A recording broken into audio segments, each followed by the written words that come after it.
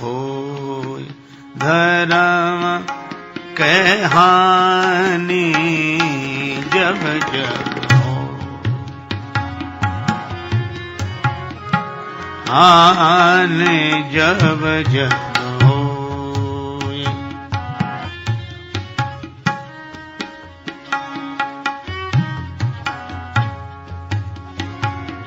धर्म के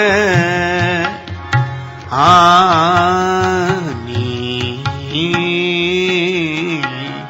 जब जब हो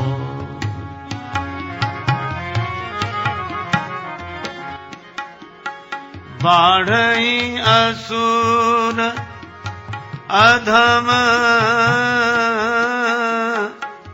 अभिमान जब जब होय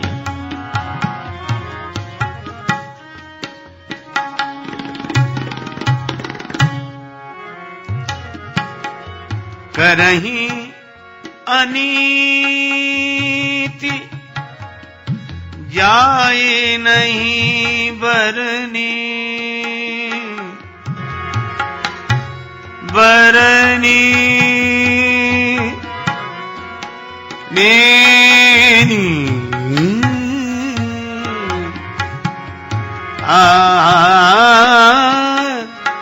करही अनीति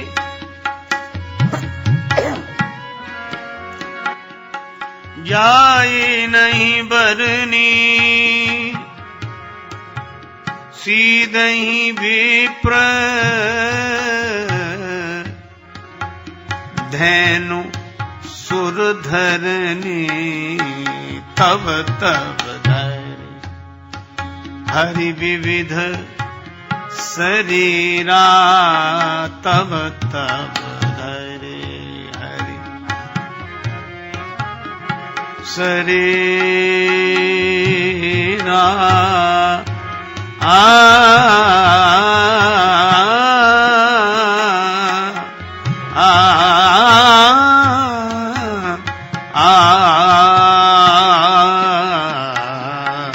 तब तब धरे हरि विविध शरीरा हरहि कृपा निधि सज्जन पीरा जब जब होए जब जब होए असुर मारे थापै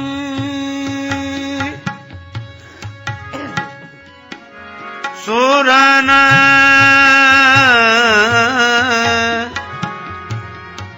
राखई निज श्रुति से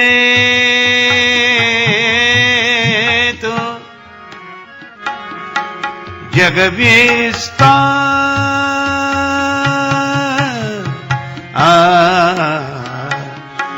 जग विस्तार विमल जस राम जन्म कर हे तो जब जब हो धर्म के हानि जब जब हो जब जब हो जब जब हो जब जब हो धर्म के हानि जब जब हो जब जब होए जब जब हो कि भगवान के अवतार का उद्देश्य वह अव्यक्त अपने को किसी रूप में व्यक्त कब करते हैं, निराकार साकार कब होते हैं, निर्गुण सगुण कब होते हैं, किन परिस्थितियों में होते हैं, तो श्री रामचरितमानस में श्री तुलसीदास जी महाराज कहते हैं, जब जब धर्म का ह्रास होता है, हानि होती है, धर्म की हानि से आशय यह है कि जैसे कोई दुकानदार अपनी दुकान में जो सामान रखे हो और उसकी बिक्री न हो तो दुकानदार को हानि होती है कि हम ऐसी चीज रखे हैं जिसका कोई खरीदार नहीं है, जिसका कोई क्रेता नहीं है। धर्म की हानि का भी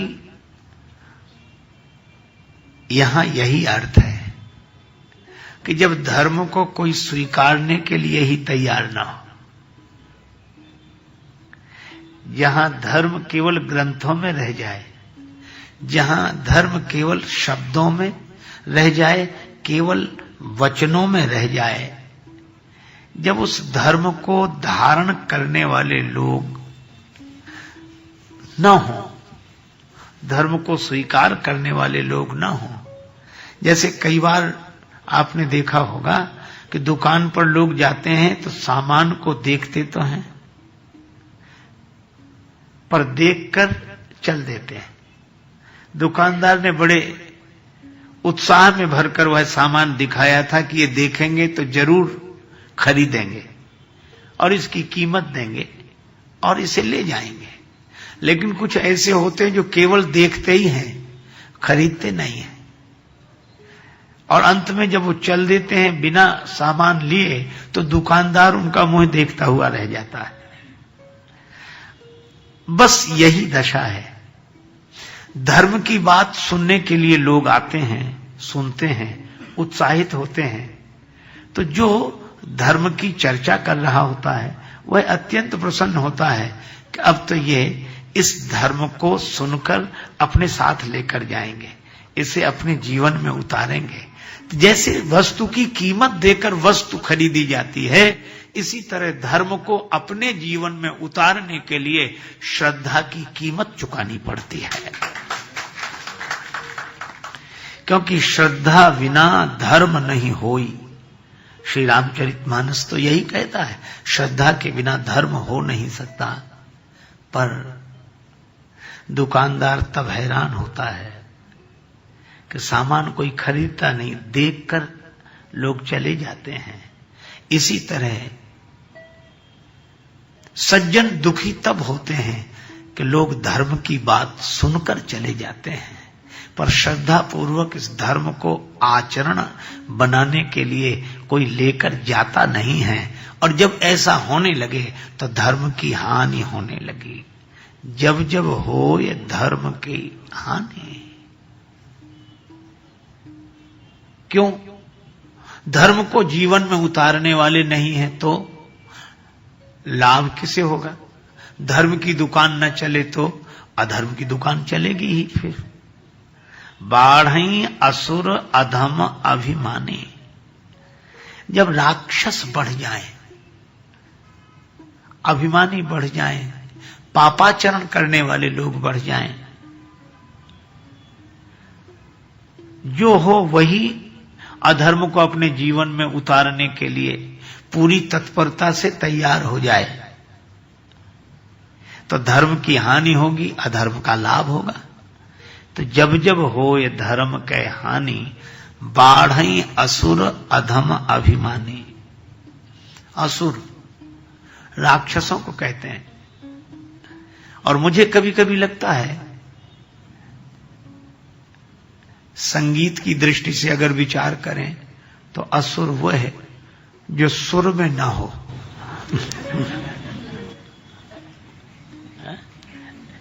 बेसुरा हो।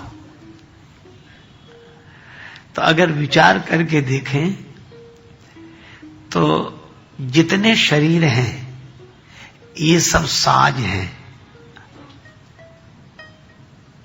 ये सब बाजे हैं और बजते हैं। बजते जरूर हैं, लेकिन बेसुरे बजते हैं। अब उनकी मजबूरी है कि वो बने हैं बजने के लिए तो बजेंगे, पर सुर में नहीं मिले हैं तो बेसुरे तो बजेंगे ही। जैसे कोई बोले तो पर उसे बोलना ना आए तो वह वाणी से बज तो रहा है पर बेसुरा बज रहा है। कोई चले तो पर उसे चलना ना आए तो वह चरणों से बज तो रहा है पर बेसुरा बज रहा है। आप विचार करें, सुर में कोई साज बजे तो मन खुशी से भर जाता है, आनंद से भर जाता है, और बेसुरा बाजा बजे तो कोई सुनने को तैयार नहीं होता। ये बात अलग है कि सुनना पड़े।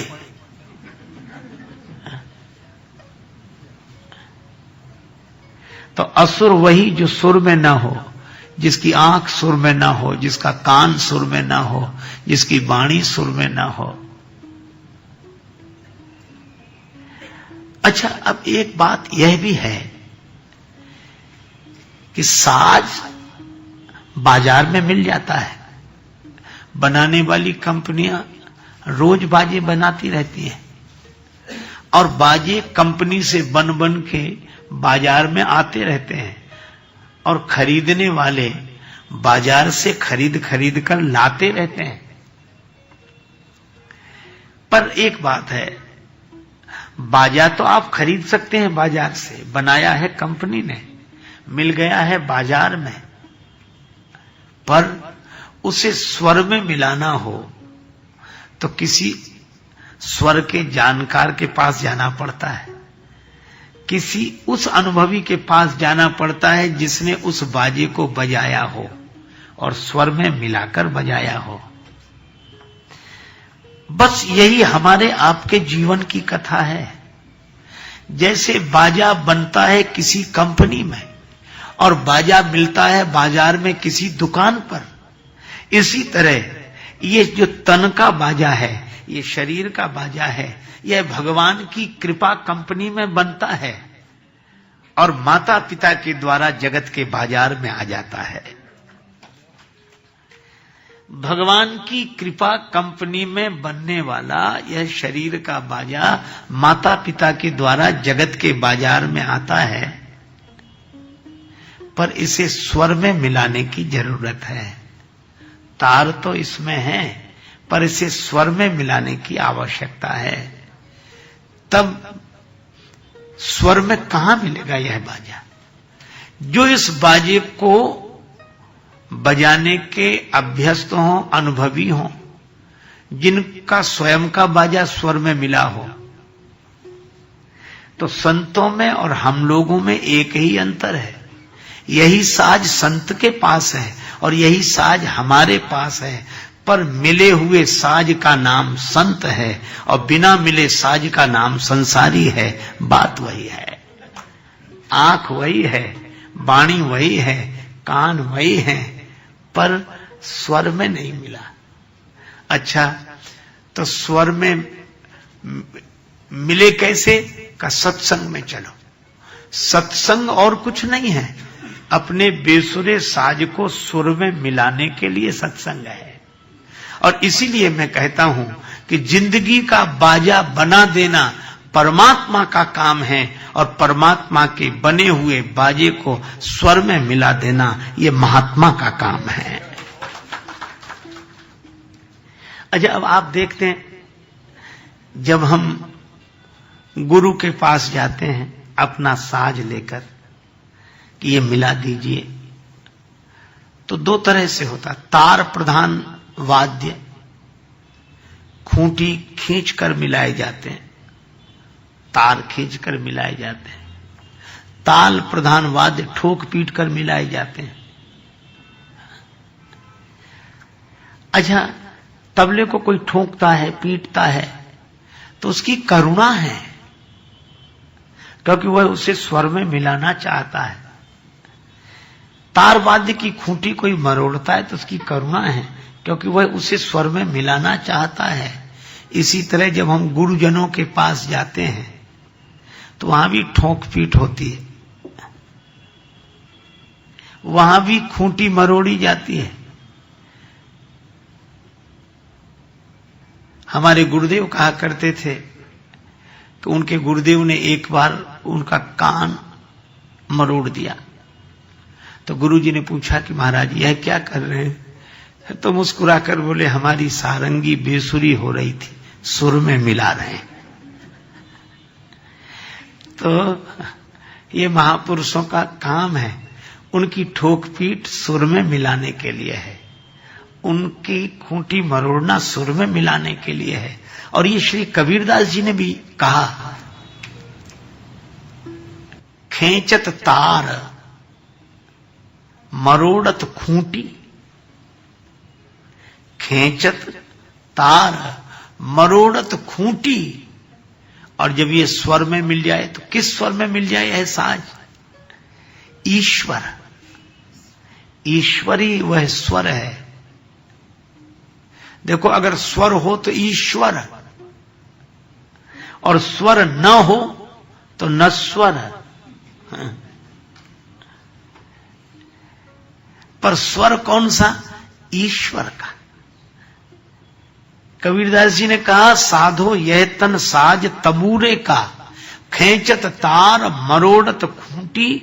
और सुर मिल जाए तो निकसत राग हजूरे का, साधो यह तन साज तबूरे का, निकसत राग हजूरे का।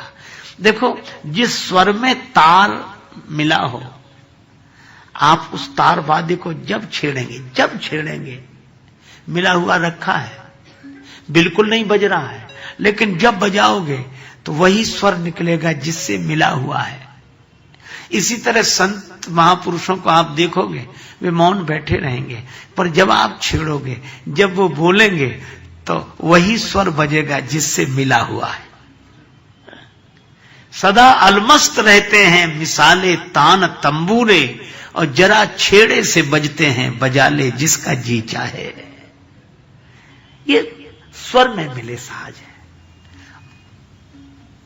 और परमात्मा के स्वर से स्वर मिल जाए, दो स्वर न रह जाएं, स्वर एक ही हो जाए। मुझ में समा जा इस तरह तन प्राण का जो तौर है, फिर न कोई कह सके मैं और हूं तू और है। ऐसा स्वर। अच्छा, स्वर में मिले हुए साज को चाहे घर में बजाओ, चाहे वन में बजाओ, चाहे बाजार में बजाओ, कहीं भी ले जाओ, उसका स्वर नहीं बदलता, उसी स्वर में बजता है जिससे मिला है। इसी तरह ईश्वर से जिसके मन का तार मिल गया है, वह चाहे घर में रहे, चाहे वन में रहे, चाहे बाजार में रहे, ईश्वर के अलावा कोई स्वर उसके भीतर से निकल ही नहीं सकता। वह बाजार में भी भगवान को देखता है, घर में भी भगवान को देखता है, तीर्थ में भी देखता है, अरे दूसरों में भी देखता है, और अपने आप में भी देखता है। उसी को लगता है सिय राम मैं सब जग जानी, करऊं प्रणाम जोर जुग पानी। ये सुरीला साज है। अच्छा, ऐसा आदमी कभी कोई अपराध नहीं कर सकता, गलत काम नहीं कर सकता। ये तो जो स्वर में हो वे सज्जन, और जो सुर में ना हो वे ही असुर। इसलिए जब जिंदगी सुरीली न रह जाए, जीवन में कोई रस न रह जाए, कोई सौंदर्य न रह जाए, तब समझ लो धर्म की हानि हुई है। जब जब हो धर्म के हानि,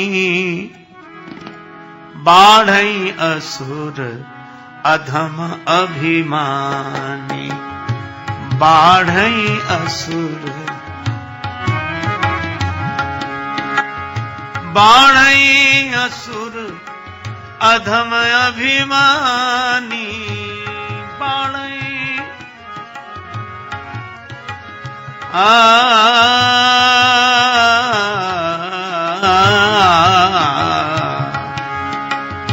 बाढ़ई असुर अधम अभिमानी।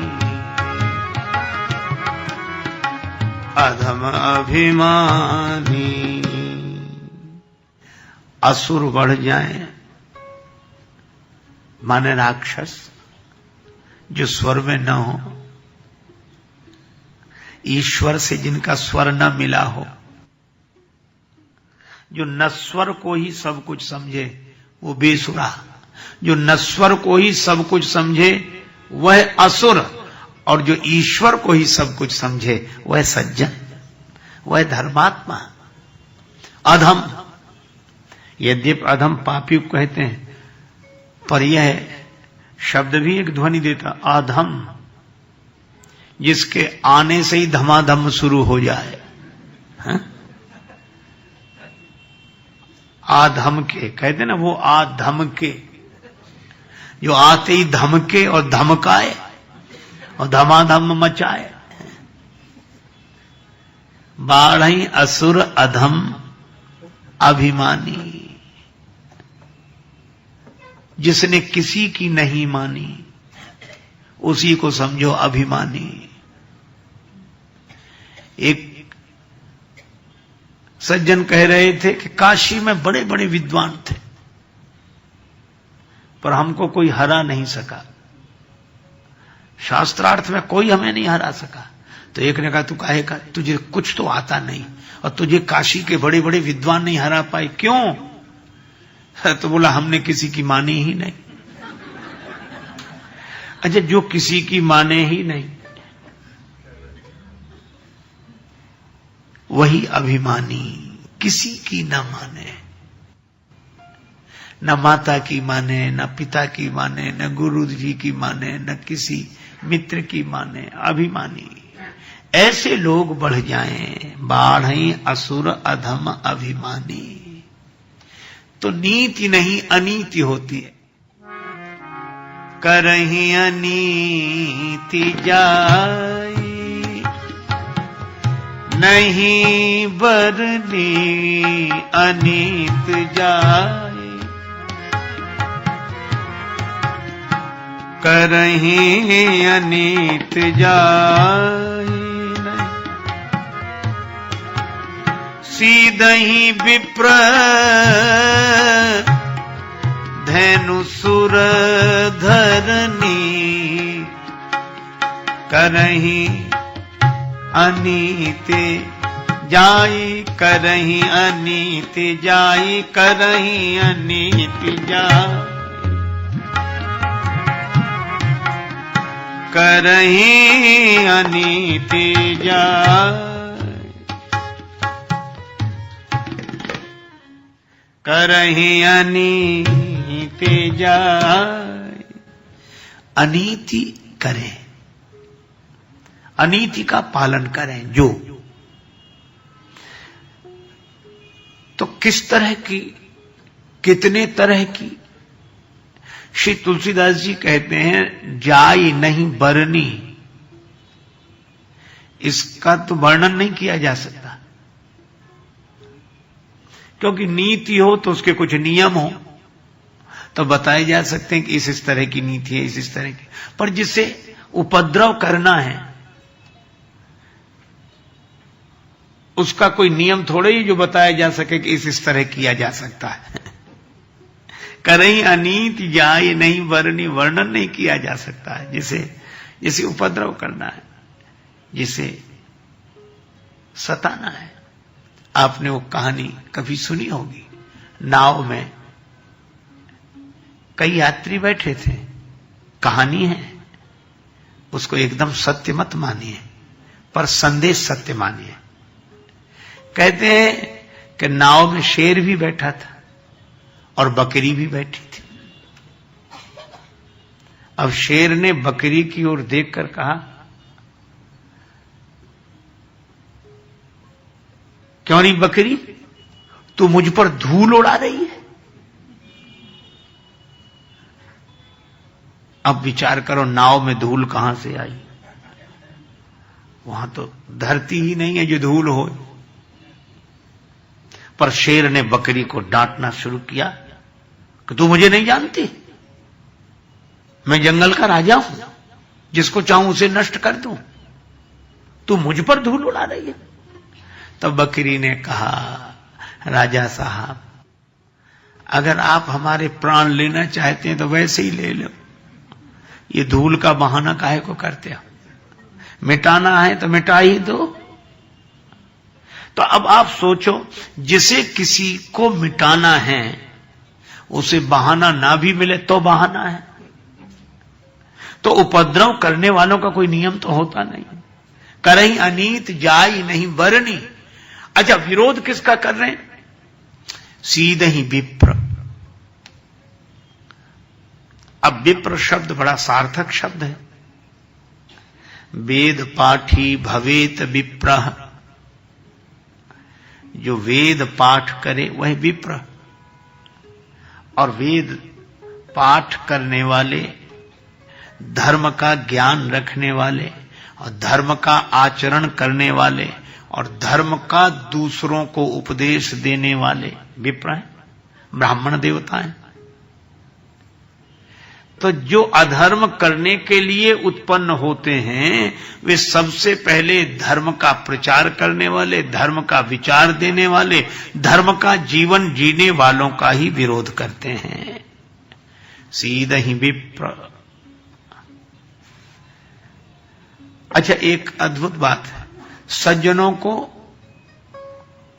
धर्म से दूर करना, यह ब्राह्मणों पर अत्याचार करना है। धर्म से दूर करना हो तो जिनसे धर्म मिलता है उनको सताओ, लोग अपने आप धर्म से दूर हो जाएंगे। शिक्षा नहीं मिलेगी, उपदेश नहीं मिलेगा, कोई आचरण करने वाला नहीं मिलेगा, तो प्रेरणा कैसे मिलेगी धर्म का व्यवहार करने की? सीधे ही विप्र। धेनु,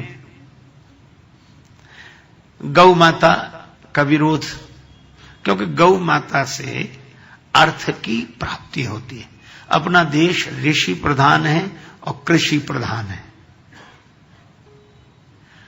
भूमि से अन्न, और अन्न उत्पन्न करने के लिए सुदृढ़ वृषभ चाहिए, और बछड़े ही बैल बनते हैं। बछड़ों का जन्म गौ माता से, और वैसे भी गौ माता में सभी देवताओं का निवास, यह हमारी अपनी भावना है। तो गौ माता के कारण अर्थ की प्राप्ति होती है। अर्थ, तो गौ का विरोध क्यों करेंगे? ये इसलिए करेंगे ताकि समाज धर्म से दूर हो जाए और धन विहीन हो जाए। सीधे ही विप्र धैन सुर, और देवताओं को सताएंगे। क्यों? क्योंकि धर्म हमारे जीवन में उतरता है ब्राह्मणों के द्वारा, अर्थ जीवन में आता है गौ माता के द्वारा, और कामनाएं पूरी होती हैं देवताओं के द्वारा। अब ये देवताओं को भी विरोध करें ताकि हमारा जीवन धर्म विहीन हो जाए, हमारा जीवन अर्थ विहीन हो जाए, और हमारी कामनाएं कोई पूरी न हो, हम तड़पने वाले बने रहें, तरसने वाले बने रहें। सीधे ही विप्र धैनु सुर धरणी, पृथ्वी माता को भी सताते हैं कि अगर रहने दो तो हमको ही रहने दो, इन्हें मत रहने दो। अच्छा, पृथ्वी माता को कष्ट क्यों पहुंचता है? पृथ्वी माता है, अब माता की गोद में उनकी सभी संतानें हैं, और एक संतान उपद्रव करके उसकी दूसरी संतान को मिटाने की चेष्टा करे तो धरती माता को दुख होगा ही। गिरिसरि सिंधु भार नहीं मोही, जस मोहि गरु एक पर द्रोही। तो आप विचार करें, ब्राह्मण का विरोध धर्म का विरोध है। समाज को धर्म से दूर करना हो तो विप्र विरोध, समाज को अर्थ से दूर करना हो तो गौ माता का विरोध, समाज को सद्गुणों से और कामना पूर्ति से दूर करना हो तो देवताओं का विरोध। और किसी का भी विरोध कर, धरती माता को सताना हो तो किसी का भी विरोध करो, धरती माता सहन नहीं कर पाती। तो जब ऐसा होने लगे तब इंसान के बस का कुछ नहीं। सज्जन सताए जा रहे हो, तब तब धरी हरि विविध शरीरा, तब तब धरे हरि विविध शरीरा, धरे हरि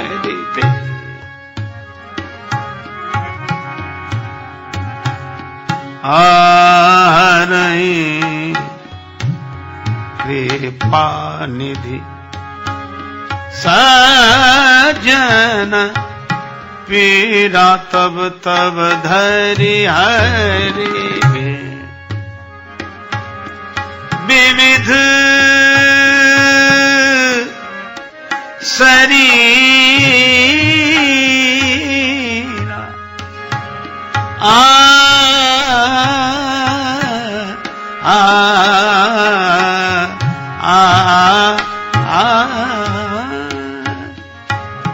धरि विविध धरि विविध धरि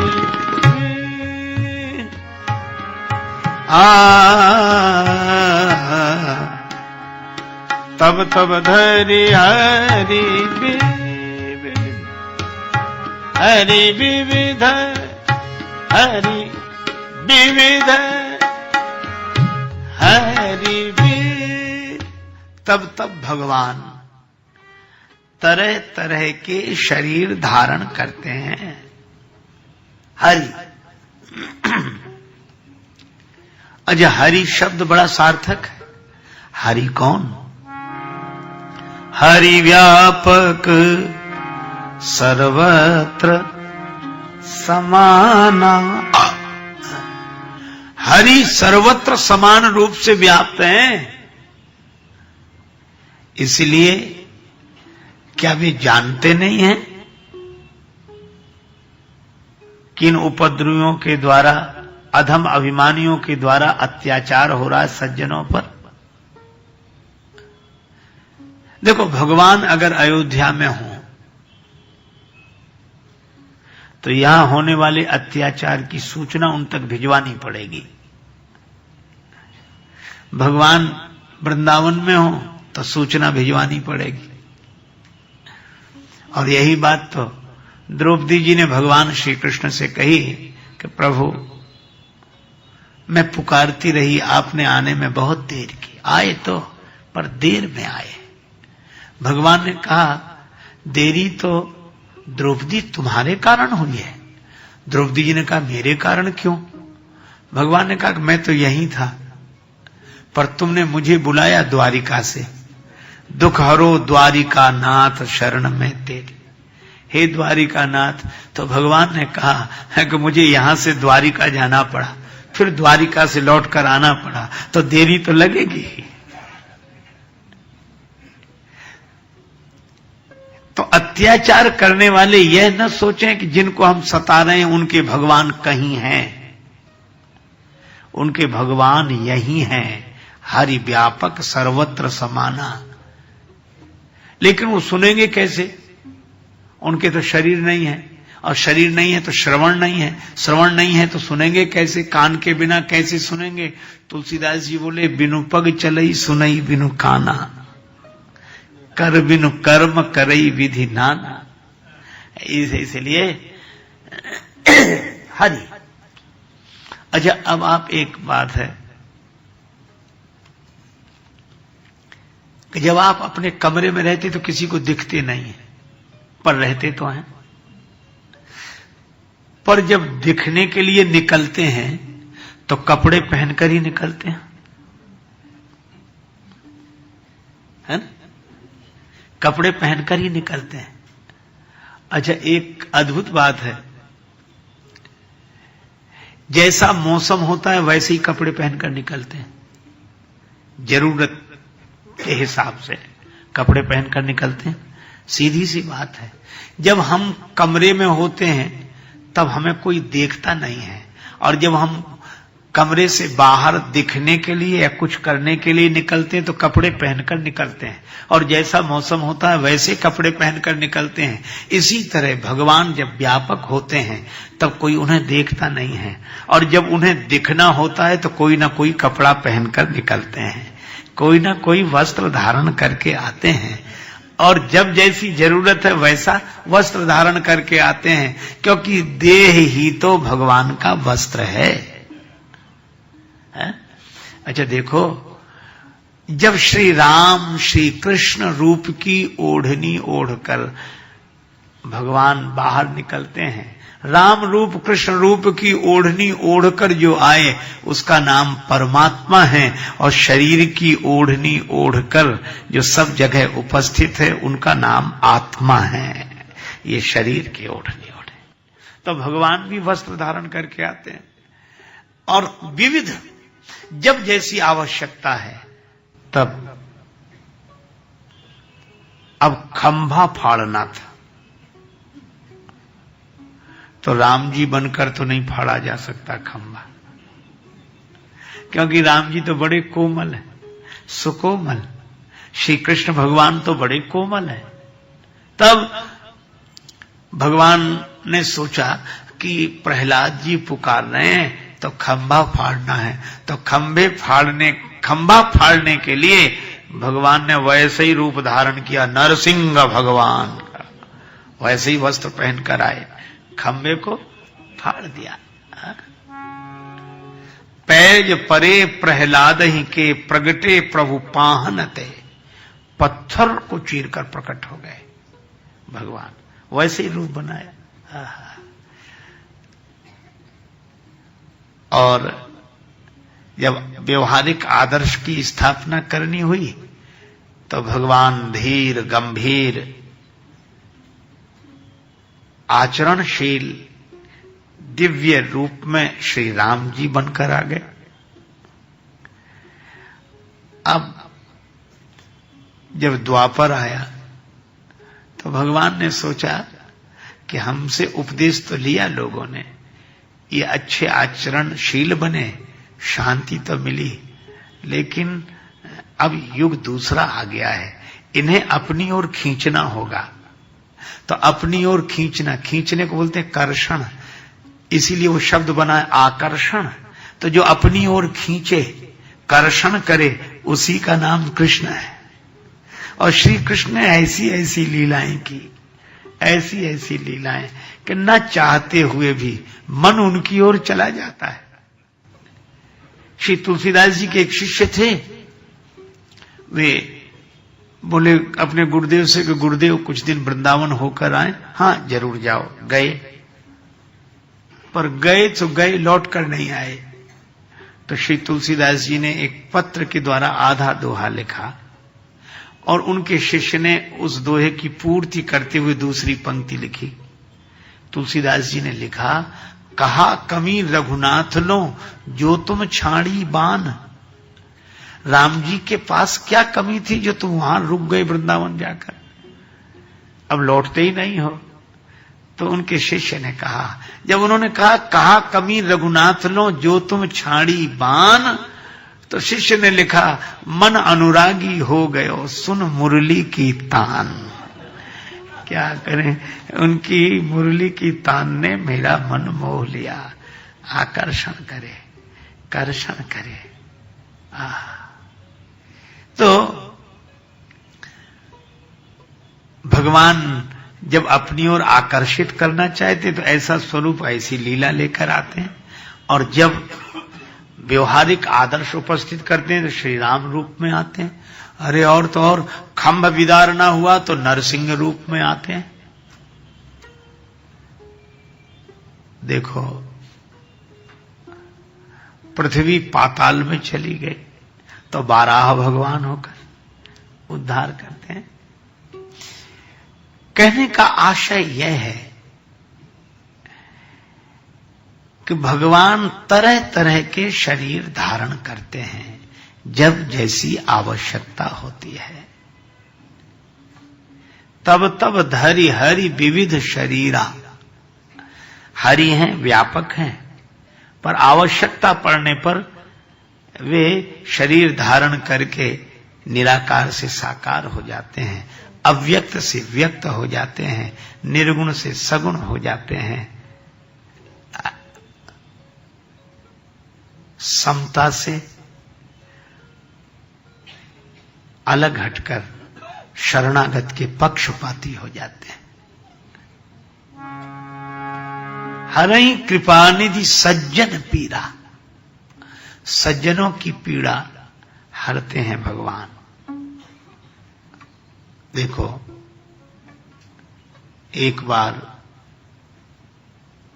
पूज्यपाद संत श्री उड़िया बाबा जी महाराज से किसी जिज्ञासु ने कहा कि बाबा, अब तो पाप बहुत बढ़ गया है, भगवान आ नहीं रहे।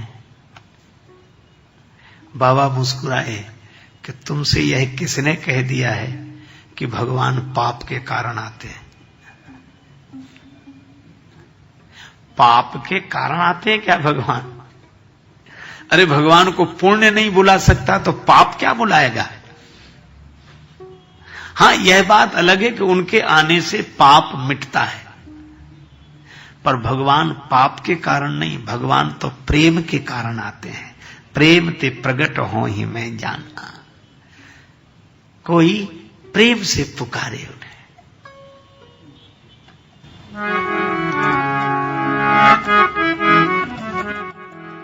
सहज किनारा मिल जाएगा, सहज किनारा मिल जाएगा, परम सहारा मिल जाएगा, परम सहारा मिल जाएगा। जरा भावना से कर ले पुकार, उदासी मन काहे को डरे। तेरा राम जी करेंगे बेड़ा पार, उदासी मन काहे को रहे। तेरा राम जी करेंगे बेड़ा पार, उदासी मन काहे को रहे। जरा भावना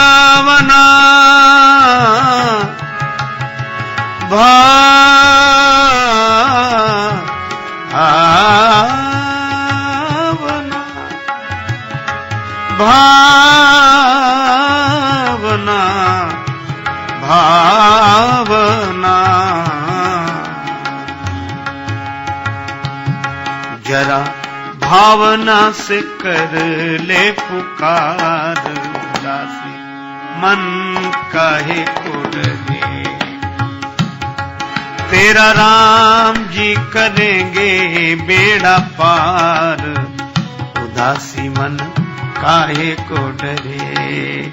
उदासी मन काहे को डरे, उदासी मन काहे को रहे। देखो भाई, प्रेम से। इसलिए श्री उड़िया बाबा जी महाराज ने मुस्कुराते हुए कहा कि भगवान पाप के कारण नहीं आते हैं, बाप के कारण आते हैं।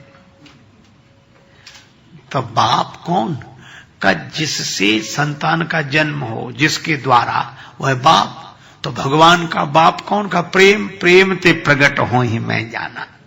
तो प्रेम जीवन में आ जाए तो अच्छा, भगवान करते क्या है? सज्जनों की रक्षा करते हैं। मुझे एक बात याद आई, श्री रामचरितमानस के एकमात्र आध्यात्मिक शैली के यशस्वी कथाकार पूज्य पंडित श्री राम किंकर जी महाराज से किसी ने कहा कि भगवान अवतार नहीं ले रहे हैं, अब तो ले लेना चाहिए उन्हें अवतार। तो ऐसे ही उन्होंने मुस्कुरा कर कहा कि उनकी बड़ी कृपा है कि अवतार लेकर नहीं आ रहे हैं। अभी वो अवतार नहीं ले रहे हैं, यह बड़ी कृपा है। कहा क्यों? कहा कि अवतार लेते ही वे असज्जनों को मिटाएंगे। तो पहले हम लोग ये सोच लें कि हम सज्जन हैं कि असज्जन हैं।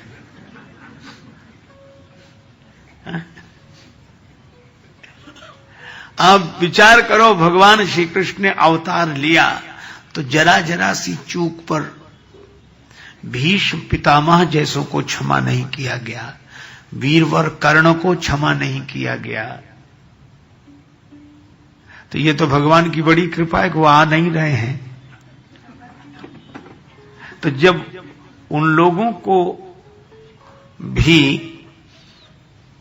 भगवान ने सजा दी, दंड दिया, तो फिर हम लोग, क्या हम लोग अपने को इतना महान मानते हैं कि उनसे भी महान है? तो पहले हम सज्जन तो हो जाएं। ऐसे तो हम कहते हैं कि ये सज्जन, वो सज्जन, और ये सज्जन की परिभाषा है, भगवान का जो भजन करे वह सज्जन। सुबह शाम राम राम इतना तो करे। विभीषण जी ने सवेरे सवेरे नाम लिया।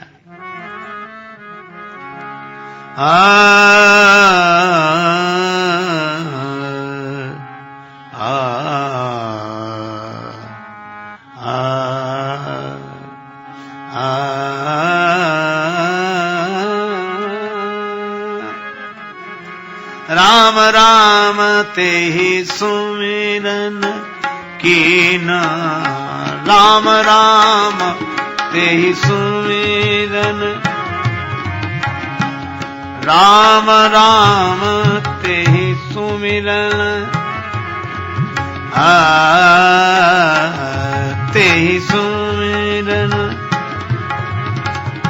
राम राम ते ही सुमिरन के ना, राम ते ही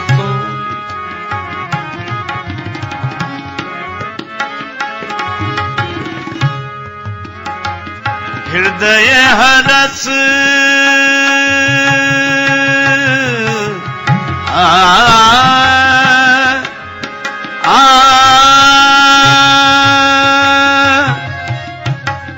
कपि सजन चिन्हा,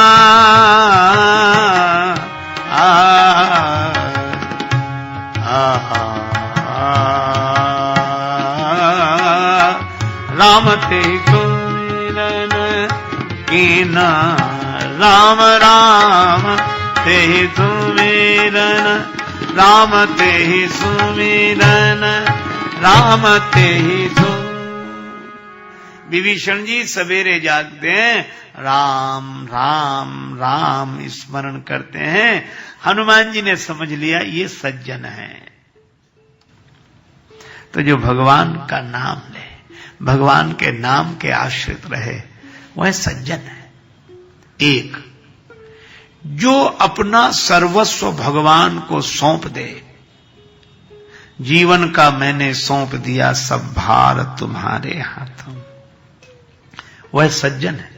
श्री राम जी ने कहा, सबके ममता ताग बटोरी, मम पद मनहि बांध बर डोरी, अस सज्जन मम उर्वस कैसे, लोभी हृदय बसे धन जैसे। वह सज्जन है, सर्वतो भावेन जो समर्पित हो भगवान के चरणों में। अच्छा भाई, जो भगवान का नाम स्मरण करे वह सज्जन, जो भगवान के प्रति पूरी तरह समर्पित हो वह सज्जन। और तीसरी परिभाषा और है सज्जन की, वह यह है कि दूसरे की उन्नति देखकर जो प्रसन्न हो। कितना कठिन है सज्जन होना, क्योंकि आज का आदमी अपने दुख से उतना दुखी नहीं है जितना कि दूसरे का सुख देखकर दुखी है। दूसरे की प्रगति किसे सहन होती? देख आन की विपत्ति परम सुख, और सुन संपत्ति बिनु आग जरों। श्री तुलसीदास जी ने विनय पत्रिका में लिखा कि हमारे मन की यह हालत है कि दूसरे की विपत्ति देखकर मैं बहुत खुश होता हूं, और ये सुन भी लूं कि दूसरे के पास संपत्ति आ गई है, वो बड़ा सुखी है, देखा नहीं है, ये सुनकर ही मैं बहुत दुखी हो जाता हूं। सुन संपत्ति, मैं जलने लगता हूं और बिना आग के जलता हूं। अच्छा, जिनका जी जलता है बिना आग के जलता है। सुन संपत्ति बिनु आग जरो। तो आपने अनुभव किया होगा, पूर्णिमा के दिन समुद्र में ज्वार आता है, पूर्णिमा तिथि, और उस दिन चंद्रमा अपने पूरे स्वरूप में होता है, पूर्ण रूप में होता है। तो पूर्णता तो मिली है चंद्रमा को, और उल्लसित हो रहा है सागर। तो जो दूसरे की उन्नति देखकर प्रसन्न हो, उसे सज्जन कहते हैं। सज्जन सकृत सिंधु सम कोई, देख पूर विधु बाढ़ई जोई। इसलिए भाई, भगवान सज्जनों की रक्षा करते हैं। जो भगवान के प्रति समर्पित होकर भगवान का नाम लें और दूसरों की उन्नति चाहें, दूसरों का भला चाहें, प्रगति चाहें। हरहि कृपा निधि सज्जन पीरा।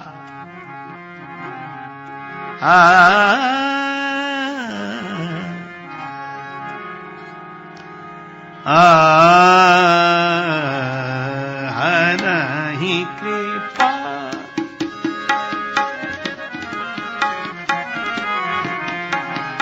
हरहि कृपा, कृपा निधि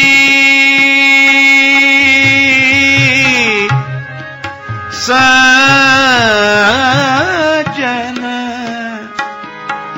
सज्जन पीरा,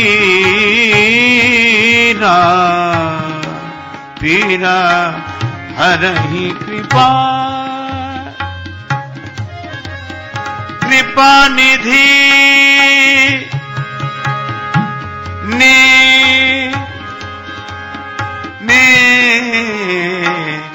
हरहि कृपा।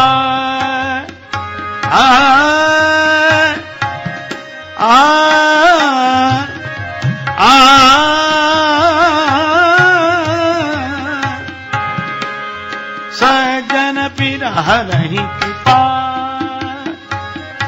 निधि, सज्जन पीरा, पीरा हरहि कृपा, सज्जन पीरा हरहि कृपा।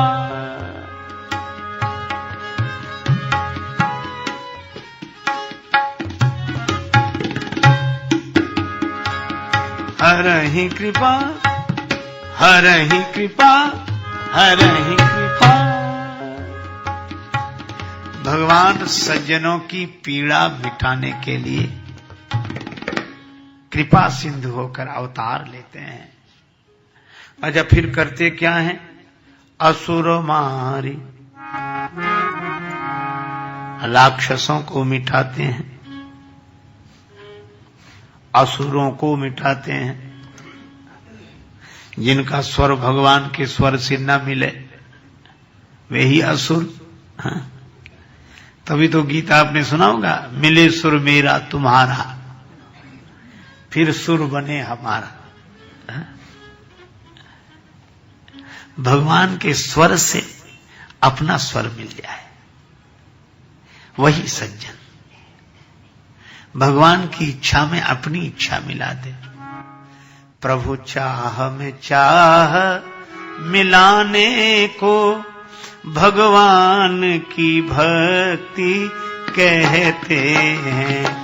प्रभु चाह में चाह भगवान की भक्ति कहते हैं। प्रभु चाह में चाह मिलाने को भगवान की भक्ति कहते हैं।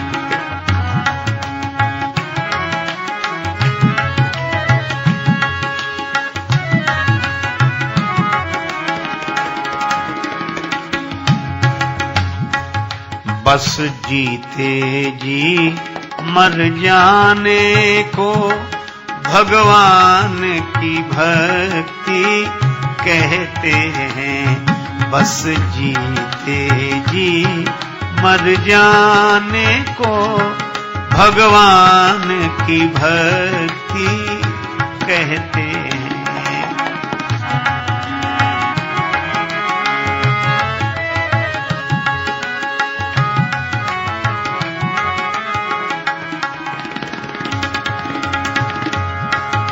जीवन की अंधेरी रातों के,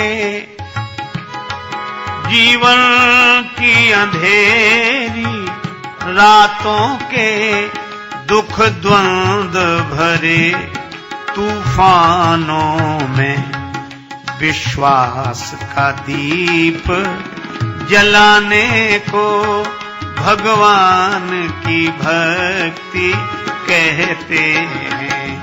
विश्वास का दीप जलाने को भगवान की भक्ति कहते हैं।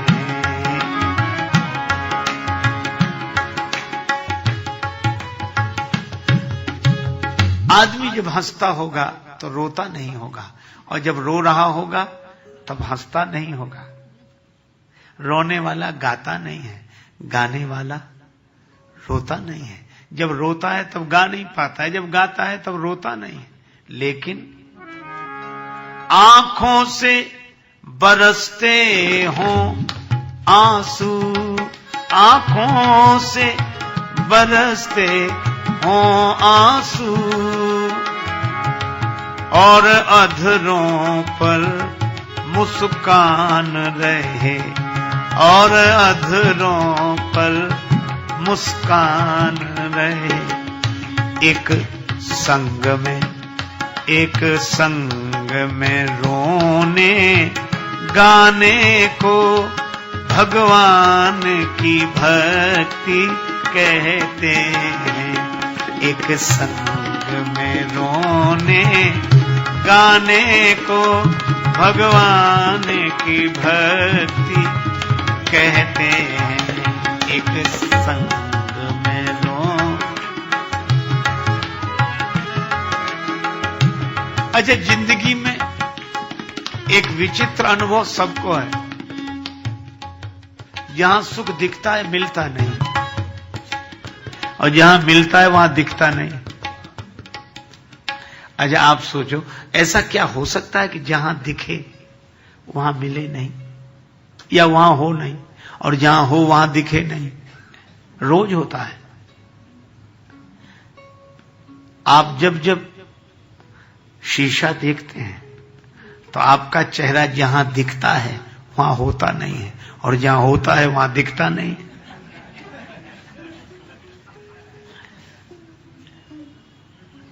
हाँ? तो बस दर्पण में जो चीज दिखती है वो वहां तो नहीं होती, पर दिखती वही है।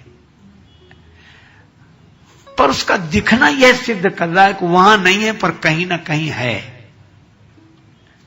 तो संतों ने एक सरल उपाय बताया कि जिधर दिख रहा है उधर हाथ मत बढ़ाओ, जिधर से दिख रहा है उधर हाथ लौटाओ। तो आपको सुख जहां दिख रहा है वहां मत जाओ, नहीं मिलेगा।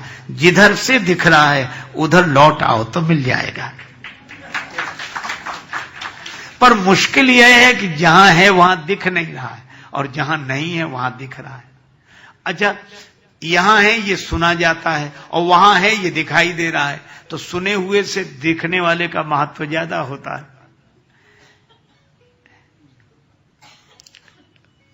तब फिर भक्ति क्या है? जिसमें सुख दिखता मिलता नहीं राजेश्वर ऐसे जीवन को, जिसमें सुख दिखता मिलता नहीं राजेश्वर ऐसे जीवन को। तर कर दे उसी तराने को भगवान की भक्ति कहते हैं। प्रभु चाह मिलाने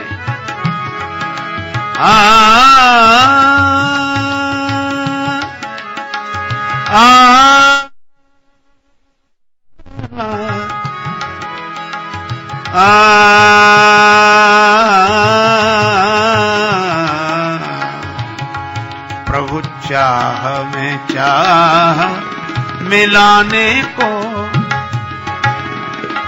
मिलाने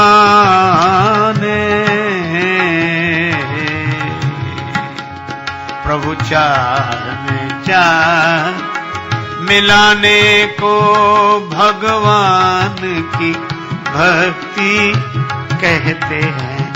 प्रभु चाह मिलाने को।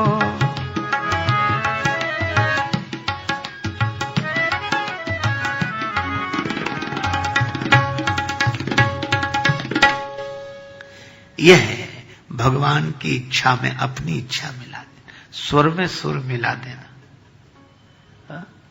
कई बार लोग कह देंगे बड़ी बेसुरी बात बोलते हो, इसका अर्थ है स्वर नहीं मिला।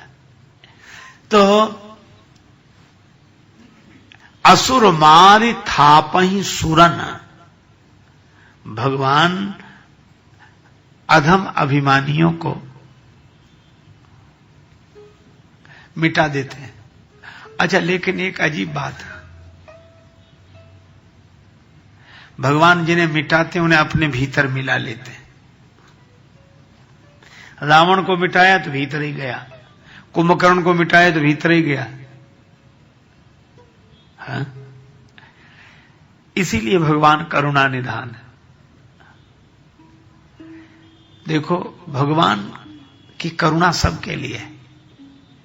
मोहल्ले के लोग शिकायत करें कि तुम्हारा बेटा बहुत गड़बड़ी करता है, ये बाजार में जाता है बड़ी गड़बड़ी करता है, तो मां क्या करती है? कान पकड़ के तमाचा लगाती है। क्या कहती है? अब घर से बाहर नहीं निकलोगे, रहो तुम यहीं रहो, क्योंकि तुम बाजार में जाने लायक नहीं हो। भगवान भी राक्षसों से कहते हैं कि तुम हमारे स्वरूप में यहीं रहो, क्योंकि तुम अभी जगत के बाजार में जाने लायक नहीं हो, यहीं रहो, जब हो जाओगे तो तुम्हें भेजेंगे। है? उनकी करुणा देखो। इसीलिए मुक्ति भी भगवान की करुणा है। राक्षसों को मुक्ति मिले तो भगवान की करुणा ही है। असुर मारि थापहि सुरन, स्थापना करते हैं देवताओं की। अच्छा, इस सुर शब्द पर भी हम लोग विचार करें तो देवताओं को तो सुर बोलते ही हैं, पर ये सुर आध्यात्मिक भाषा में सद्गुण है। लिखा है, सद्गुण सुर गण अम्ब अदिति सी, सद्गुण सुर गण अम्ब अम्ब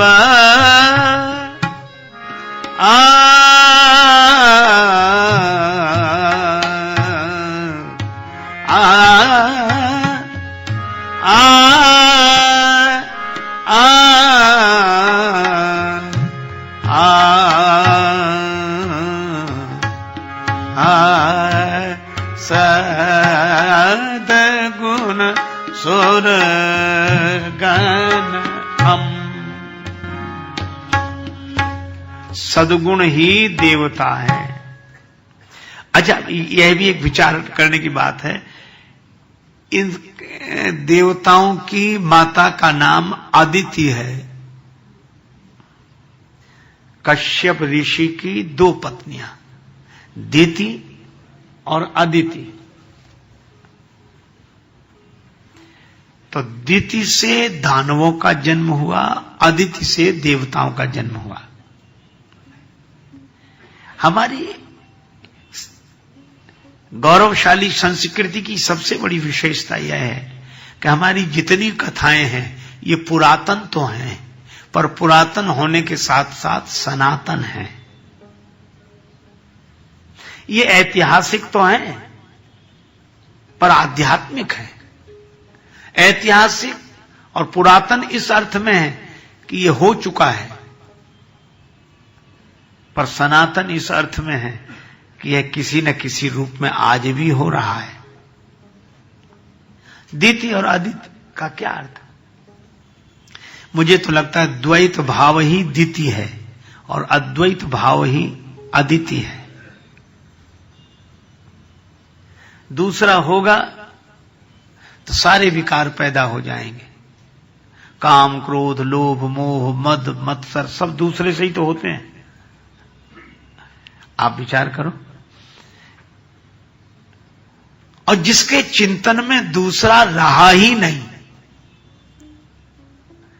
उसका जीवन गुणों से भर जाएगा, सद्गुणों से।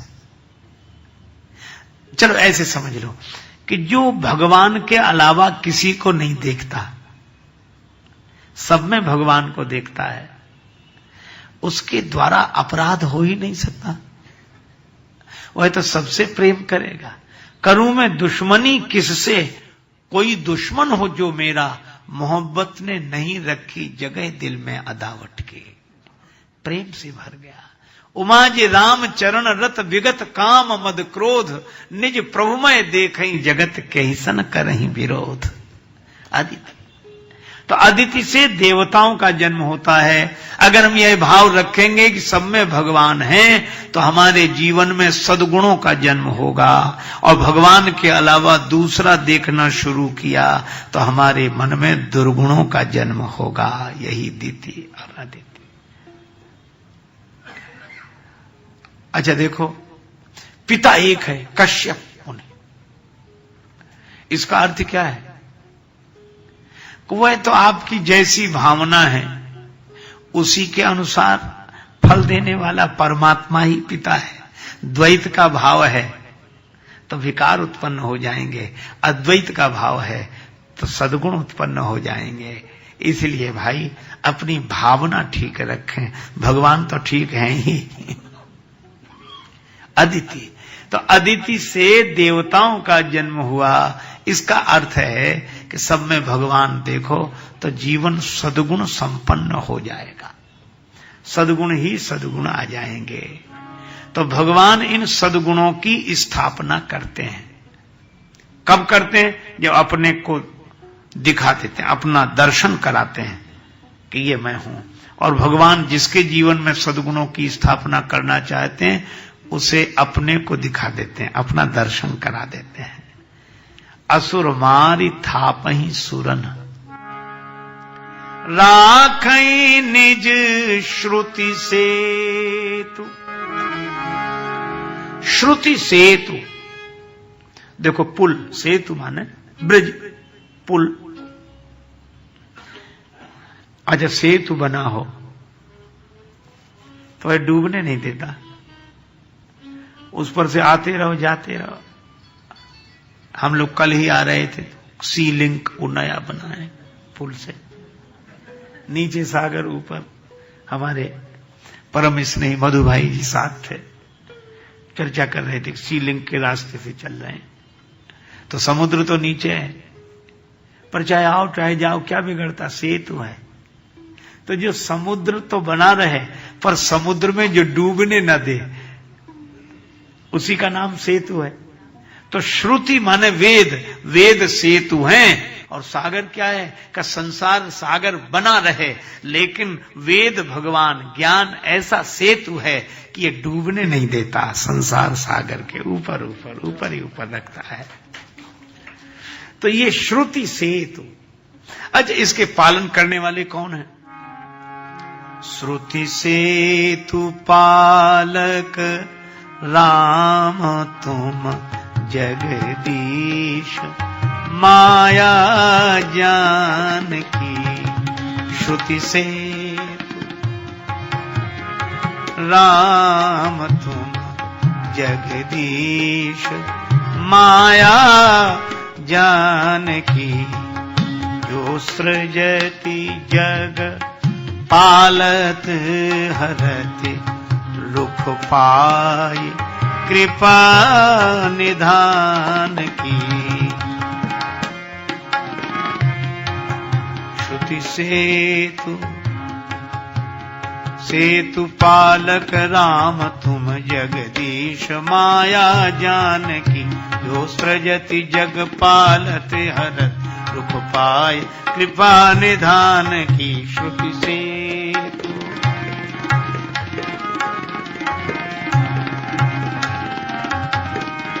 माया जानकी श्रुति सेतु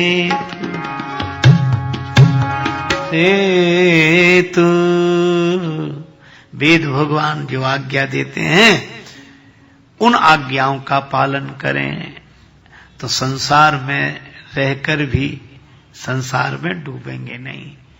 तो असुर मारि थापहि सुरन राखई निज श्रुति सेतु, इस पुल को कोई तोड़ न दे, इसकी रक्षा करते हैं। जग विस्तारहि विशद जस, और जगत में उनके विमल यश का विस्तार होता है। उससे क्या होता है? देखो, भगवान की जो लीलाएं होती हैं, कथाएं होती हैं, उनका हम श्रवण करते हैं, उनका हम वाचन करते हैं, उनका हम मनन करते हैं, तो मन सहज पवित्र हो जाता है, मन सहज शांत हो जाता है। भगवान की मिल के बैठो, आओ हम कुछ प्यार की बातें करें। मिल के बैठे, आओ हम कुछ प्यार की बातें करें। हो चुका जिक्र जहां, अब यार की बातें करें। हम प्रेम की चर्चा करें, हम परमात्मा की चर्चा करें। और बातों बातों में बात बनती हो अगर, बातों बातों में बात बनती हो अगर, तो फिर क्यों बात बात में तलवार की बातें करें? बातों बातों में बात बनती हो अगर, फिर क्यों बात बात में तलवार की बातें करें, तकरार की बातें करें। मिल के बैठो, आओ हम कुछ प्यार की बातें करें। हो चुका जिक्र जहां, अब यार की बातें करें। और जिस्म देकर जिस्म के संग जिसने जानो दिल दिया, शरीर देकर शरीर के साथ जिसने हृदय दिया, प्राण दिए। जिस्म देकर जिस्म के संग जिसने जानो दिल दिया, हम भी दिल से अब उसी दिलदार की बातें करें। हम भी दिल से अब उसी दिलदार की बातें करें। और ये तब हो जाता है कि राजेश जिनको मिल चुका, उनकी मोहब्बत का मजा, जिसको प्रभु के प्रेम का स्वाद मिल गया, राजेश जिनको मिल चुका, उनकी मोहब्बत का मजा, वो क्यों किसी से बैठकर बेकार की बातें करें? वो क्यों किसी से बैठकर बेकार की बातें करें? और जहां केवल प्रेम ही प्रेम हो, उस संसार की बातें करें। ये इसी में जीवन की सार्थकता है। तो अब प्रेम की बात तो तब होगी, प्यार की बात तो तब होगी जब यार की बात होगी। वह परमात्मा, त्वमेव माता च पिता त्वमेव, त्वमेव बंधुश्च सखा त्वमेव। इसलिए भाई, भगवान ये लीलाएं इसलिए कर जाते हैं अपना अवतार लेकर, ताकि लोगों को एक सहारा मिल जाए, भगवान के गुणों का सहारा मिल जाए, भगवान की कथा का सहारा मिल जाए। यह भगवान के जन्म का हेतु है। जग विस्तारहि विशद जस, राम जन्म के हेतु। यह भगवान के जन्म का उद्देश्य है। जब जब हो ये धर्म के हानि। यह राम कथा में कहा गया। श्री रामचरितमानस में तुलसीदास जी महाराज ने कहा, लेकिन भगवान कृष्ण क्या कहते, यही है। इन्हीं चौपाइयों का भाव इस श्लोक में देखें। यदा यदा हि धर्मस्य ग्लानिर्भवति भारत अभ्युत्थानम् अधर्मस्य तदात्मानं सृजाम्यहम्।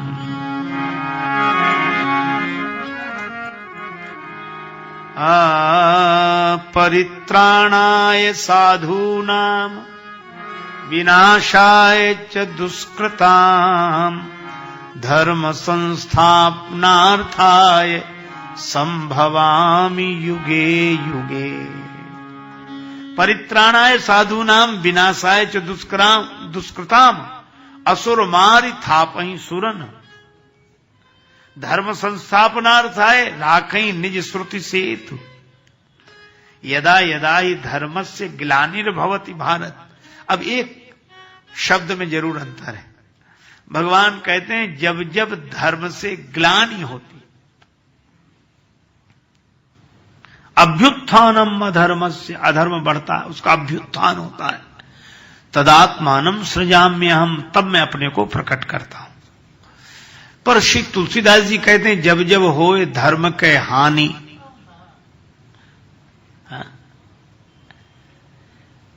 पर यहां भगवान कहते हैं यदा यदा ही धर्मस्य ग्लानिर्भवति भारत। हानि नहीं, ग्लानि। यह और आगे की बात है। यद्यपि श्री तुलसीदास जी महाराज ने भी इस शब्द का प्रयोग किया, पर यहां नहीं। जब जब होए धर्म के हानि, लेकिन जब रावण के द्वारा अत्याचार हुआ तब लिखा अतिशय देख धर्म के ग्लानि परम सभीत धरा अकुलानि। अच्छा, ग्लानि हानि में क्या? जैसे वस्तु आप खरीदे नहीं, पर चलो देखने का मन तो है, हाँ? देखना। आप धर्म का पालन न करें, पर सुनने का मन तो है। धर्म की चर्चा सुनने का मन है।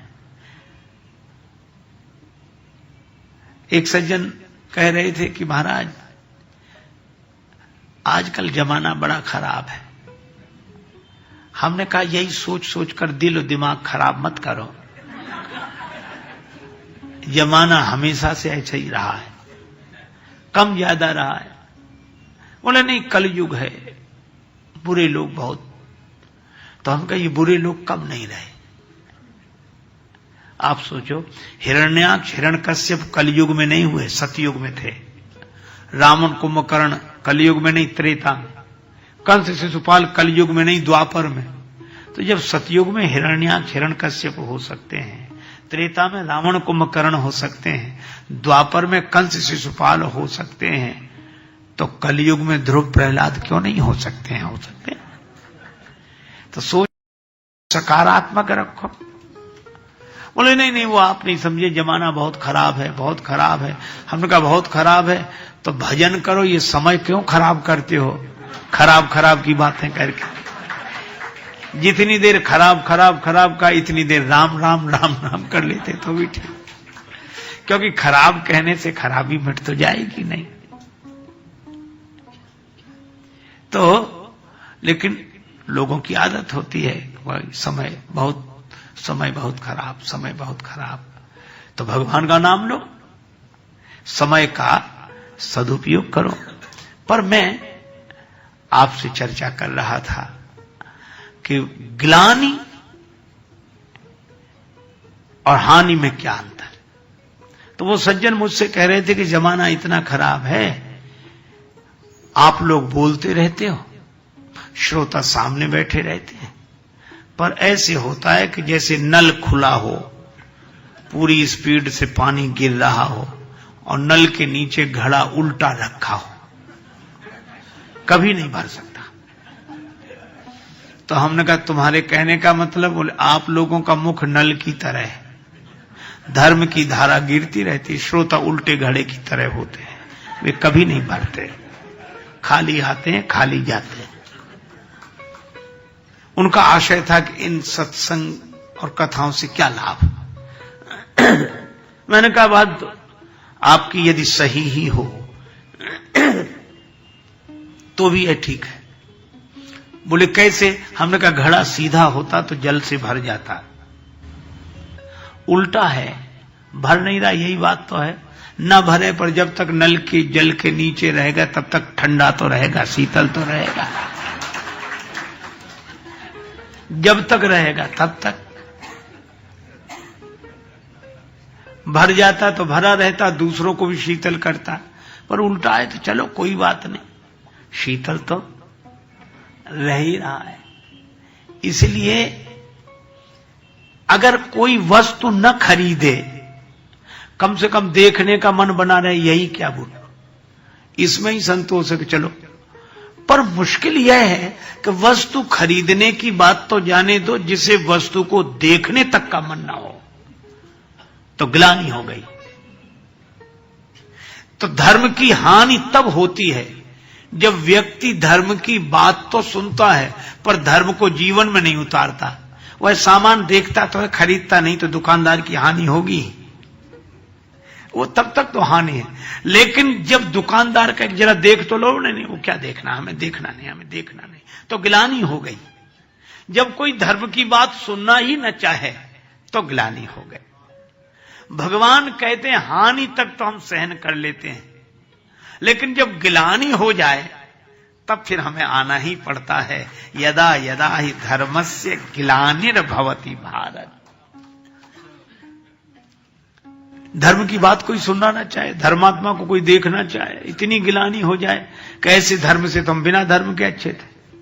अच्छा, फिर लोग कहने भी लगते हैं, आप कहते हैं धर्म का पालन करोगे तो सुखी हो जाओगे, हम कोई अधर्म कर रहे हैं, हम दुखी हैं, बल्कि अधर्म करने वाले सुखी हैं, और वो इतने सुखी हैं, इतने, तो गिलानी हो गई ना धर्म से। तो कभी कभी ऐसी परिस्थितियां निर्मित होती हैं कि सत्कर्म से व्यक्ति के मन को गिलानी होने लगती है कि हमसे तो वही अच्छे हैं, बेईमानी कर रहे हैं और मजे में। हमारी ईमानदारी ने हमें क्या दिया? दुख, गरीबी, परेशानी, अपमान। तो ऐसे धर्म से बिना धर्म के अच्छे, इसको बोलते हैं गिलानी। और ऐसी स्थिति हो जाए तब भगवान कहते हैं कि फिर महात्मा से काम नहीं बनेगा, फिर तो परमात्मा की ही जरूरत है। तब तब धरि हरि विविध शरीरा, तब तब धरि हरि विविध शरीरा, हरहि कृपा निधि सज्जन पीरा, हरहि कृपा निधि सज्जन पीरा। आ आ आ आ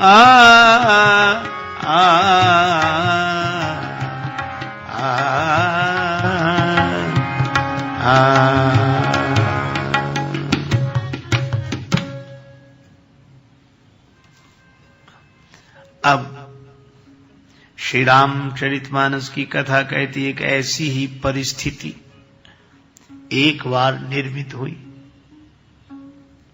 एक राजा थे, उनका नाम था प्रताप भानु। उनके भाई थे अरिमर्दन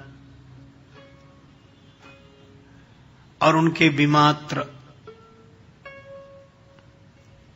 ये दो भाई थे, प्रताप भानु और अरिमर्दन। और उनके जो सचिव थे उनका नाम था धर्मरुचि।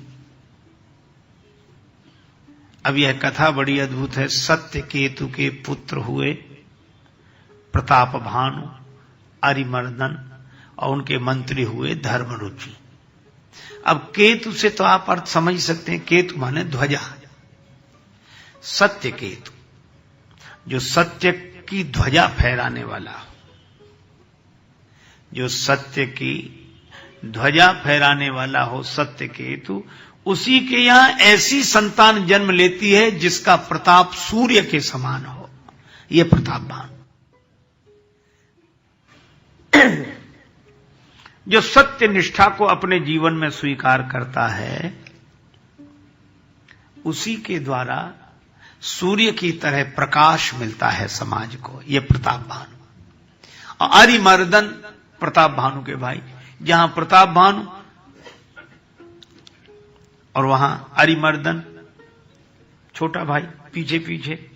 कितनी अद्भुत बात है।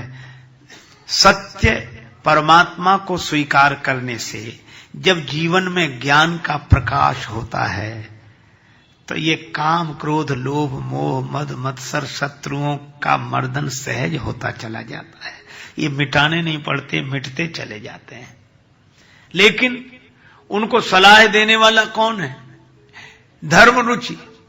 जिसकी धर्म में रुचि हो ऐसे ही व्यक्ति को मंत्री रखना चाहिए, मंत्रणा देने वाला रखना चाहिए, जिसकी धर्म में रुचि हो। धर्म रुचि। अब प्रताप भानु ने राजाओं पर आक्रमण किया, राजाओं ने आत्मसमर्पण किया। लैले दंड छाड़ी नृपदीन है। कुछ मिटे, कुछ समर्पित हुए, पर पूरी पृथ्वी पर प्रताप भानु का राज्य हो गया। सकल अवनि मंडल ते ही काला, एक प्रताप भानु महिपाला। हम प्रताप भानु एकमात्र। जब प्रताप रवि भयउ नृप फिरी दुहाई देश, सब जगह जय जयकार होने लगी। लेकिन प्रताप भानु ने एक बात की, एक काम किया। प्रजापाल अति वेद विधि, वेद विधि विधि पूर्वक प्रजा का पालन करते थे। कतऊ नहीं अघलेश, पाप का कोई नाम ही नहीं बचा, छोटे रूप में भी नहीं बचा, कहीं नहीं। लेश मात्र पाप नहीं रहा। चारों तरफ जय जयकार होने लगी।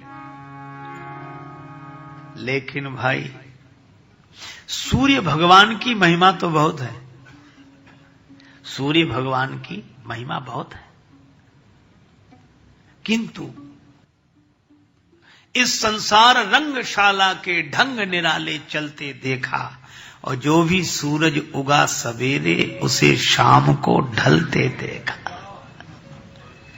सूर्य उदय होता है तो अस्त भी होता है, होगा ही। सूर्योदय हुआ तो चारों तरफ प्रकाश ही प्रकाश। राजा ने कई यज्ञ किए पर फल नहीं चाहा। बार अनेकों बार यज्ञ किए, और यज्ञ इसलिए किए जाते हैं कि यज्ञ के द्वारा हम अपनी कामना देवताओं तक पहुंचाएं। लेकिन हृदय न कछु फल अनुसंधाना, भूप विवेकी परम सुजाना। राजा बड़ा विवेकी है, परम सुजान है, कोई फल नहीं चाहा। पर एक दिन की बात, शिकार के लिए राजा गया। धनुष पर बाण चढ़ाए, घोड़े पर बैठा। तब तक उसको एक बाराह दिखाई दिया, बड़ा विशाल शूकर।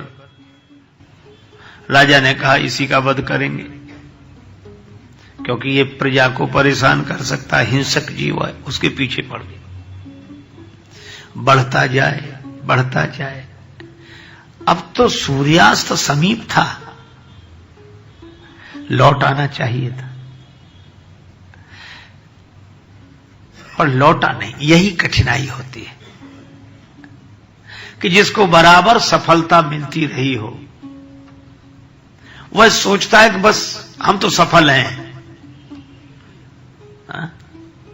अरे यह भी सोचना चाहिए कि अब सूर्यास्त समीप है, हमें लौट चलें, अपने घर में लौट चलें। जीवन की संध्या समीप हो तो अपने घर में लौट कर आ जाना चाहिए। पर वो जंगल में ही रह गया। इसका अर्थ क्या है? सूर्यास्त तो हो गया तो भी घर में नहीं लौटा। जीवन का सूर्य अस्त हो जाता है तो भी हम अपनी वासनाओं के कारण जगत के जंगल में ही ठहर जाते हैं। और वही प्रताप भानु के साथ हुआ। सूर्य अस्त हो गया और जो जिसको मारना था वो 12 गुफा में घुस गया। अच्छा, राजा के जितने साथी थे सब पीछे से लौट आए। अच्छा, लोग साथ देते हैं पर तभी तक दिया उन लोगों ने साथ जब तक सूर्यास्त नहीं हुआ। लोग भी साथ तब तक देते हैं जब तक प्राणांत नहीं हुआ। फिर कौन किसका साथ देता है? दुनिया ने राहे फना में किसका दिया है साथ? और तुम भी चले चलो यूं ही जब तक चली चले।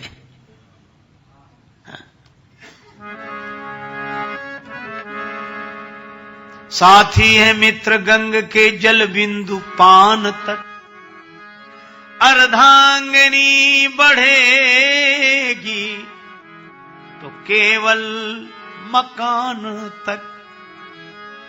परिवार के सब लोग चलेंगे स्मशान तक, बेटा भी हक निभाएगा तो अग्निदान तक। इससे तो आगे भजन ही है साथी, हरि के भजन बिन अकेला रहेगा। रे मनी ये 2 दिन का मेला रहेगा, कायम न जग का झमेला रहेगा। ले मन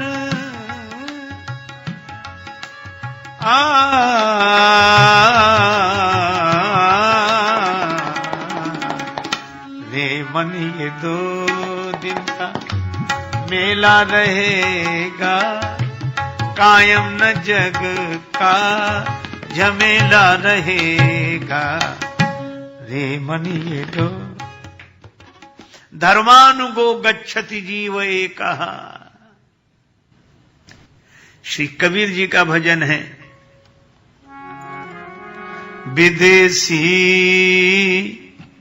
कौन? ये जीव परदेश से आया है। विदेशी तेरे को संग गए, विदेशी तेरे संग गए। को संग गए, विदेशी तेरे को संग गए। कौन गया भाई? 4 जने मिल डोली उठाई,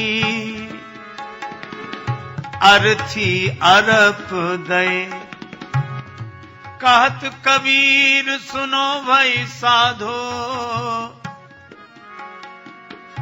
करनी के संग गए। विदेशी तेरे को संग गए, को संग गए। विदेशी तेरे को संग गए। दूसरे भजन में कहा, एक नाव में गुरु बैठ गए, एक नाव में चेला। अपनी करनी गुरु उतर गए, अपनी करनी चेला। सब चला चली का खेल। धर्मानुगो गच्छति जीव एका। देखो, एक कवि ने कहा, बसर एहमाल अच्छे कर, तुझे उकवा में काम आए। परलोक में बसर एहमाल अच्छे कर, तुझे उकवा में काम आए। वहां जन्नत नहीं मिलती, यहां से साथ जाती है। वहां जन्नत नहीं मिलती, यहां से साथ जाती है। तो कम से कम प्रताप भानु तो बिल्कुल अकेले रह गए, सबने साथ छोड़ दिया। अजय जब सबने साथ छोड़ दिया, प्रतिकूलता देख रहे हो, फिर आगे क्यों बढ़ रहे? लौट आना चाहिए। पर अभिमानी के साथ यही कठिनाई होती है। और अभिमान कब हो जाता है? जिसे बराबर सफलता मिलती रहे तो सोचता हम तो जीत कर ही रहेंगे, हम तो जीत कर ही रहेंगे, जिसको आप लोग अपनी बोलचाल की भाषा में ओवर कॉन्फिडेंस कहते हो। ये प्रताप भानु इसी में गए। लोगों ने कहा हम लौट रहे हैं, बोले तुम सब जाओ लेकिन मैं तो पाकर रहूंगा, मैं तो पाकर रहूंगा। हम चाहें वही हो जरूरी नहीं, आशाएं कभी हुई पूरी कहीं, रे सोच तनिक जीवन घटका श्वासा जल कितना बीत गया, क्या सोचता रे पागल मनुआ जो बीत गया सो बीत गया। उस झूठे खेल में मूल्य ही क्या, कोई हार गया कोई जीत गया। पर प्रताप भानु कहते मैं जिंदगी भर जीता हूं, जीत की राह पर चला हूं, अब ये राह पर 12 आ गया है, इसे भी जीत कर रहूंगा। लेकिन अति अकेले, यहां तुलसीदास जी ने बड़े सुंदर शब्द का प्रयोग किया। राजा अकेला ही नहीं, अत्यंत अकेला है। अत्यंत अकेला कौन? अच्छा, साथ में कोई न दिखे तो व्यक्ति अकेला है, साथ में कोई न दिखे तो व्यक्ति अकेला है, लेकिन भीतर भगवान का ध्यान न हो तो जीव अत्यंत अकेला है।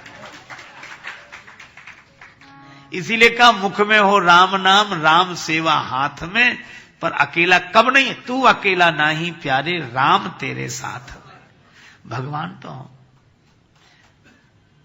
पर प्रताप भानु ने कहा हमें किसी की जरूरत नहीं, मेरे हाथ में धनुष बाण है, मैं घोड़े पर बैठा हूं, अभी देखता हूं, अभी देखता हूं, अभी देखता हूं। और चला ही गया, लौट कर आया ही नहीं। अच्छा देखो, आपने विचार किया कभी, वासना कभी किसी को लौटने देती है घर में? बस ये इच्छा होती, ये पूरी हो जाए, फिर ये इच्छा, ये कभी कोई नहीं लौटा, आज तक नहीं लौटा। तो क्या इच्छाओं की पूर्ति के लिए जाना नहीं चाहिए? जरूर जाना चाहिए, पर समय का तो ख्याल रखना चाहिए कि सूर्यास्त होने वाला है, कल सूर्योदय होगा फिर देखेंगे। तो जीवन के संध्या समीप हो तब तो लौट आना चाहिए कि अगले जन्म में देखेंगे, क्या इसी जन्म के लिए सब है? जिंदगी के चंद लम्हे खुद के खातिर भी रखो, भीड़ में ज्यादा रहे तो खुद भी गुम हो जाओगे। कुछ तो फिर देखेंगे। गैर मुमकिन है कि दुनिया अपनी मस्ती छोड़ दे, इसलिए दिल तू ही ये बेकार बस्ती छोड़ दे। और खूब तरसाया है तेरी ख्वाहिशों ने ही तुझे, तू भी अब इन ख्वाहिशों को कुछ तरसती छोड़ दे। पर प्रताप भानु नहीं छोड़ पाए। और जब कोई इतना वासनाओं के कारण, इच्छाओं के कारण अपनी सफलता चाहने के मद में इतना चूर हो जाए कि भगवान को भी भूल जाए, तो निश्चित समझो कि कितना भी सज्जन का जीवन यह रहा हो, पर अगले जन्म में तो राक्षसत्व उतर ही जाता है उसके जीवन में। यही प्रताप भानु रावण बना, और किस परिस्थिति में बना इसकी चर्चा कल। आज तो इतना ही कि जब जब हो ये धर्म के हानि, बाढ़ी असुर अधम अभिमानी, तब तब धरि हरि विविध शरीरा, हरहि कृपा निधि सज्जन पीरा। कृपा सिंधु भगवान हम सबका दुख हरण करें, यही मंगलमयी प्रार्थना प्रभु चरणों में करते हुए चर्चा को विराम। सीताराम जय सीताराम, सीताराम सीताराम जय सीताराम, सीताराम सीताराम जय सीताराम,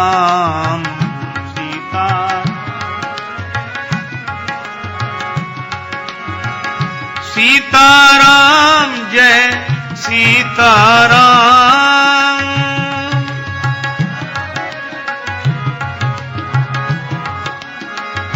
सीताराम जय सीताराम